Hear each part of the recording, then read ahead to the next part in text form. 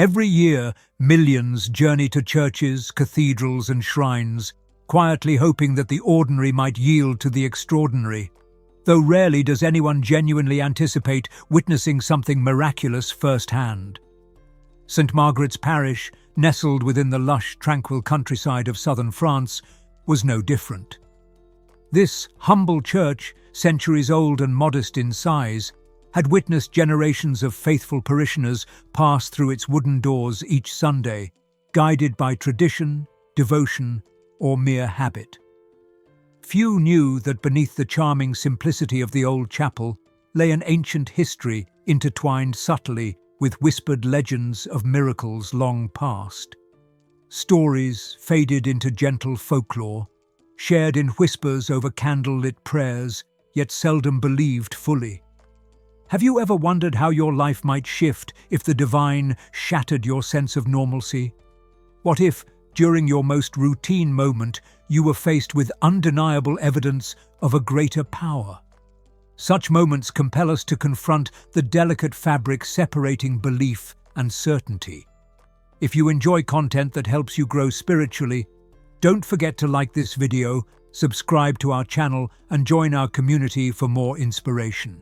Let's get started. It was a cool autumn morning in late September. Sunlight gently diffused through stained glass windows, casting colourful splashes onto the marble floors. Father Julien, respected for his kindness rather than for dramatic preaching, stood before a modest congregation. Among them was Sophie, a nurse whose faith had grown stronger through years of witnessing human suffering, and Alexandra, a skeptical university student whose presence was more an act of filial duty than personal conviction. Father Julien raised the Eucharistic host, speaking solemnly in Latin. As his words resonated through the hushed chapel, a soft, unexpected warmth began to spread subtly across the space. It was a comforting heat, distinct from sunlight and yet encompassing in its embrace. Heads turned gently as parishioners felt the change. Quiet curiosity flickered through the pews. We all face seasons where life feels unbearably heavy, where answers seem out of reach and direction feels lost. In those times, guidance and understanding can make all the difference. This is exactly what The Secret of Jesus' Apparitions offers, a path to clarity and peace through his revelations. This ebook goes into his prophecies and offers insight into what lies ahead. It's available for free in the pinned comment. Grab it now before the edition's gone. There was a faint but clear smell of flowers filling the church as the priest continued the ceremony. Somewhat shocked by how strong it was all of a sudden, Sophie took a deep breath in. Alexandra also noticed the scent, at first thinking it came from flowers near the altar. But none of them were there. Only a single white candle, flickering steady, was decorated on the altar. Father Julien's voice faltered briefly. He felt a gentle trembling under his feet, subtle yet undeniable, causing his heart to quicken slightly. The tremor was not violent. Instead, it felt rhythmic, almost like a heartbeat reverberating softly beneath the church. Then a gentle hum permeated the air, subtle at first, barely audible, but steadily growing. The congregation exchanged silent glances, a mixture of confusion and curiosity spreading quietly among them. Alexandra leaned forward slightly, intrigued despite himself, while Sophie's eyes filled unexpectedly with tears. At the front of the church stood a beautifully carved crucifix, crafted centuries earlier by artisans whose names had long been forgotten. This wooden figure of Christ, worn smooth by centuries of devotion, had always gazed downward silently. Now, however, it seemed different. As the hum got louder, it filled the church with a melodic sound that was both soothing as well as moving. Father Julien automatically moved his attention to the cross and stopped. He saw that the head of Christ, previously bowed, appeared to have lifted slightly. His eyes, sculpted yet seemingly filled with life, now gazing outward directly into the priest's eyes. Parishioners followed Father Julien's gaze, an audible gasp rippling through them. Alexandra, skepticism dissolving into astonishment, gripped the pew in front of him, heart racing. Sophie clasped her hands tightly, whispering prayers of gratitude and wonder under her breath. Slowly, deliberately, the carved lips parted, and a voice, gentle yet unmistakable, spoke softly. "Come closer. Do not be afraid." The voice resonated through the very walls, touching each soul present.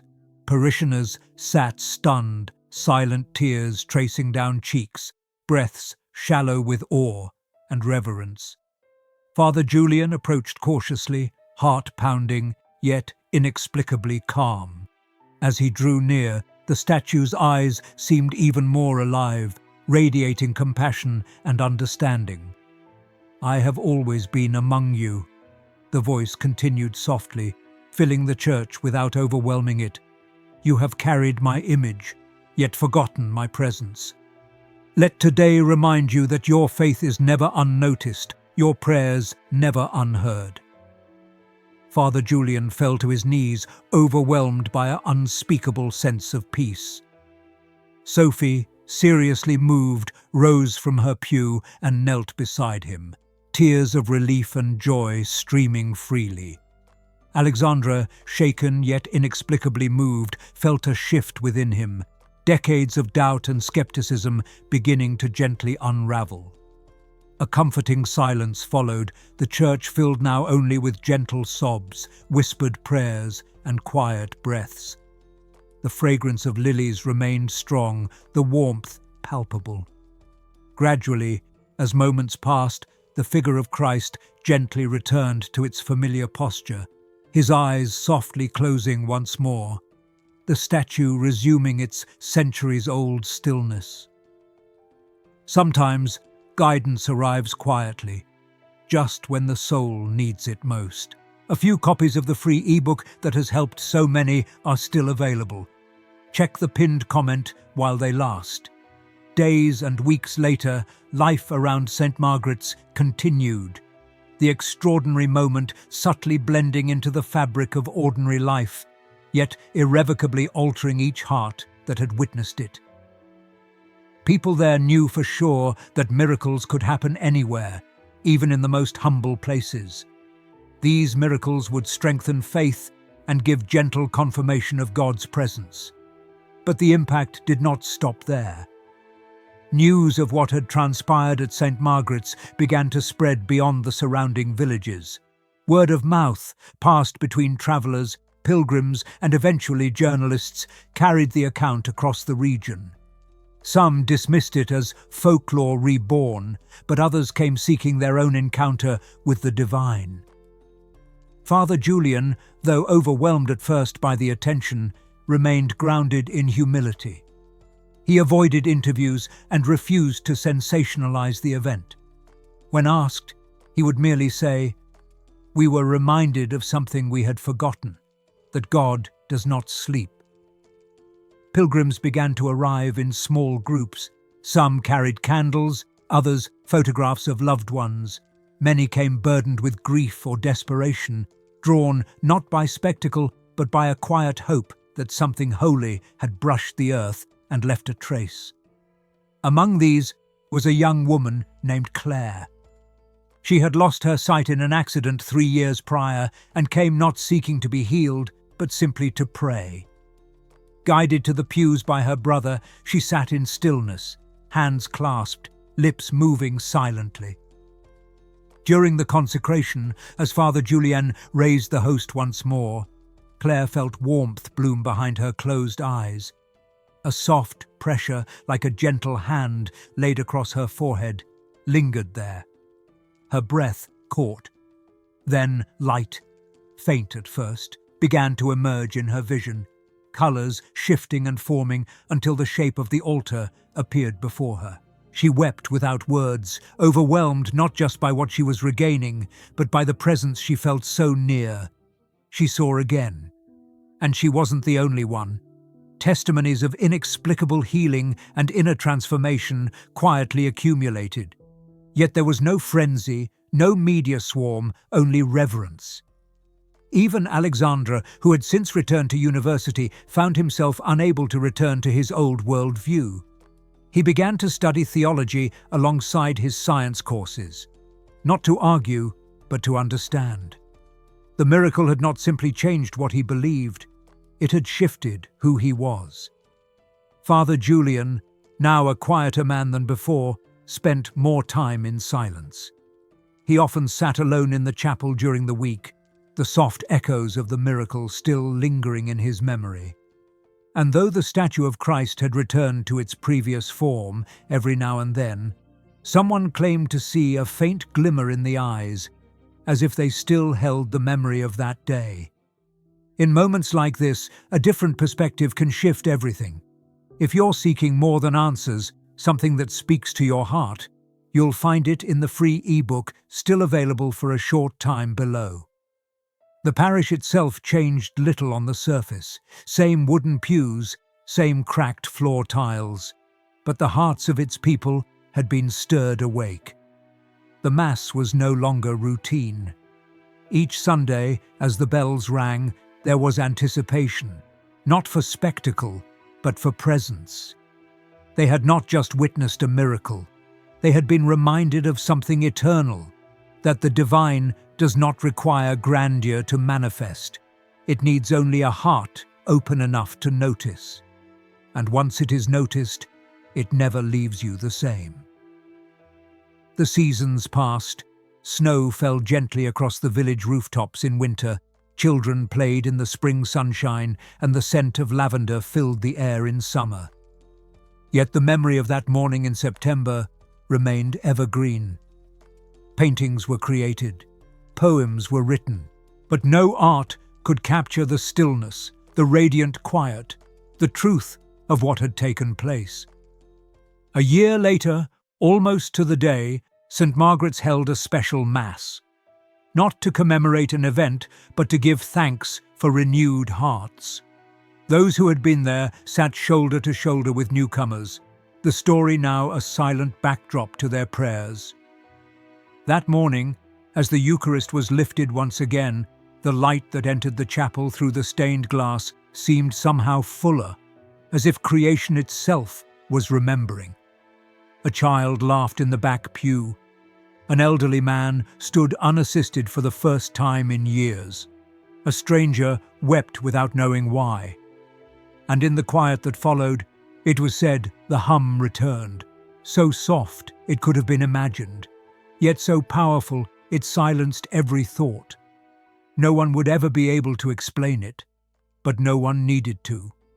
Months later, during the quiet lull of early spring, Father Julian received a handwritten letter from a young man in Marseille. The man, named Theo, described how he had fallen into despair after the loss of his father and had nearly abandoned all belief. He had read of the happenings at St. Margaret's in a small Catholic newspaper, and something within him stirred. He took a train, then a bus, and walked the final stretch to the chapel. There, he did not witness glowing statues or hear angelic voices. What he encountered was a silence that healed. He knelt for hours, the stillness filling what had felt like an empty soul. "Something unseen held me together," he wrote. "I left without seeing a miracle, but knowing I was one." That sentiment was shared by many who followed.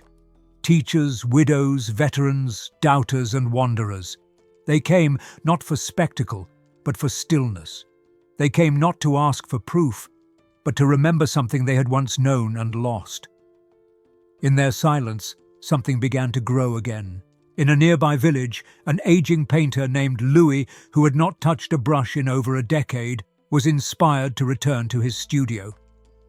After his visit to the parish, he began a series of works entitled Presence. Each canvas radiated a warmth difficult to describe. Figures formed from light, not shadow. He sent one of his pieces to Father Julian, who hung it humbly at the back of the chapel.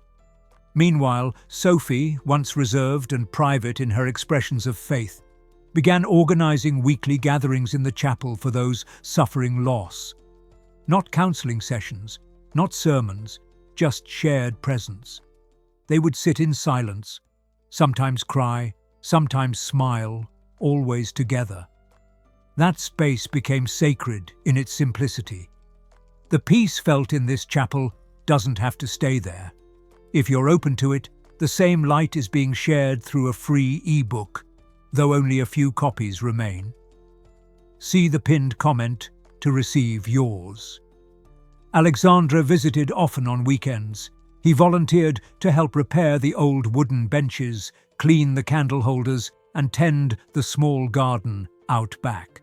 During one spring afternoon, he confessed to Father Julien, "I used to think miracles were about breaking the laws of nature, but maybe they're about restoring what we thought was lost forever." The priest smiled, saying nothing. He had come to recognize that silence, too, could be a form of teaching. By late summer, the chapel's attendance had grown, but it was never overwhelmed. It remained a place of peace, not pilgrimage. Those who came did so quietly, reverently, and the miracle, rather than becoming a story of the past, continued to live in the transformation of those who stepped through its doors. One dusk, an elderly couple, Camille and Henri, who had been married for over 50 years and had not set foot in a church since their youth, stood at the threshold. Henri had been diagnosed with early-stage Alzheimer's, and Camille brought him hoping for calm. They sat in the last row. The light was dim, and the chapel was empty, except for the quiet echo of birdsong outside.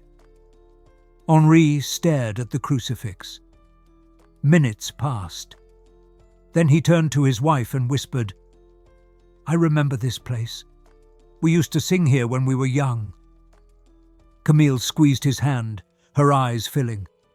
That evening, he remembered her name. These were the miracles now, not thunder or flashes of light, but slow, deep awakenings, the kind that stir you softly in the night and leave you changed come morning. Eventually, the diocese sent a representative to document the testimonies. He arrived skeptical, expecting exaggeration, hearsay. But after spending a single weekend at the parish, he wrote in his report, "Nothing here is dramatic, and yet everything here is different. I cannot name the cause, but I left with a lighter heart." In a world filled with noise, St. Margaret's offered something increasingly rare: stillness. It wasn't just the miracle of Christ speaking from the cross that changed lives. It was the echo that followed, day after day, in the ordinary rhythms that became holy through presence. And so the story continues, not in headlines, but in hearts. In the way a grandmother now lights a candle before each meal. In the way a father holds his daughter a little longer before bedtime. In the whispered prayers of strangers who never met but know the same presence. If these insights resonate with you, please like, subscribe, and share your thoughts below. Your super thanks support helps us create more content like this. Join our community and stay connected. By the second anniversary, no grand celebration was held, only a simple mass, and afterward a shared loaf of bread and cheese among the parishioners in the garden. Laughter mixed with quiet tears, and someone brought lavender from the field nearby.